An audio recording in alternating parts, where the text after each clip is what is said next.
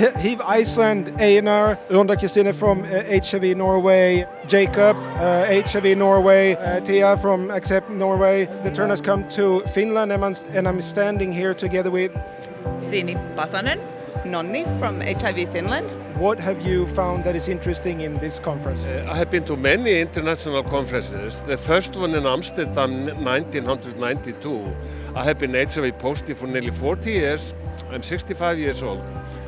There is a lot of very good things happening here, and for my organization as in whole, many interesting things to see and listen to.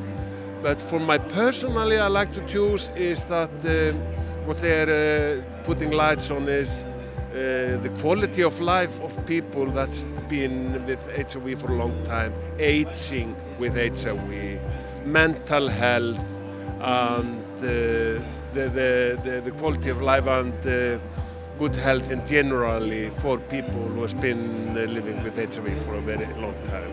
Is there anything in particular that you think would be good to implement back in Norway?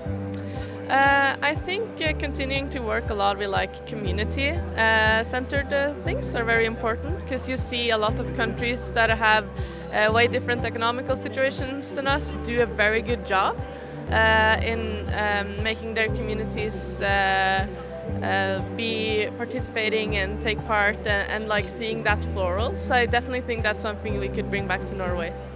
What stayed with you from the conference AIDS 2024? Well, something that I've been noticing is the very different colors of the world, the true colors of the world. All the smiles and the people here sends out powerful messages about what HIV is, and that working on HIV, living with it or affected by it, can overcome a lot of the stigma that is the real problem, and that has been said again at this conference. So people just being here is a powerful message, and all the smiles, I like it. What do you take with you from the conference here? Oh, a lot of energy and enthusiasm back home, especially from talking to other people that works with the same things that I do. Yeah. What are you thinking about when it comes to like top-ranking issues or problems that might be in the future? What is your sightings and inputs that you found here around that? I think something that's very interesting, that there are still the unmet needs that we recognize. One thing is for girls and women, and also people living with HIV who've been on treatment for many years. How to switch the treatment from 3 tablets to 2 tablets. So there is obviously an unmet need, and I think that was very clear what we heard today.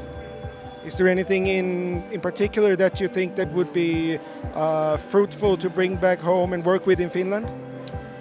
Stigma, discrimination. What have you found interesting at the conference?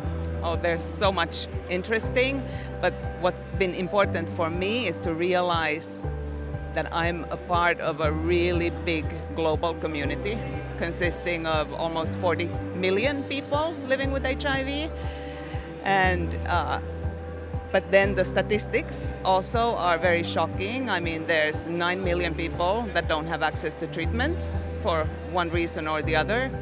It's very easy to think that, oh, it's the responsibility of the medical companies to make sure that everyone has access to treatment and that there's generic medicines, or, oh, it's the responsibility of the policymakers to make sure that we will end the discriminatory laws, and forget the individual responsibility that I have of keeping the discussion alive about HIV, keeping it in the minds of people. You know, we have to put the pressure on the policymakers, we have to put the pressure on the medicine companies and make them realize that we're a strong community, we're an empowered community, we won't stop until we are there and everyone has access to treatment.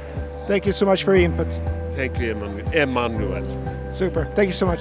No problem. Thank you so much. You're welcome. Thank you so much. Thank you. Okay, thank you so much. Thank you so much. Thanks.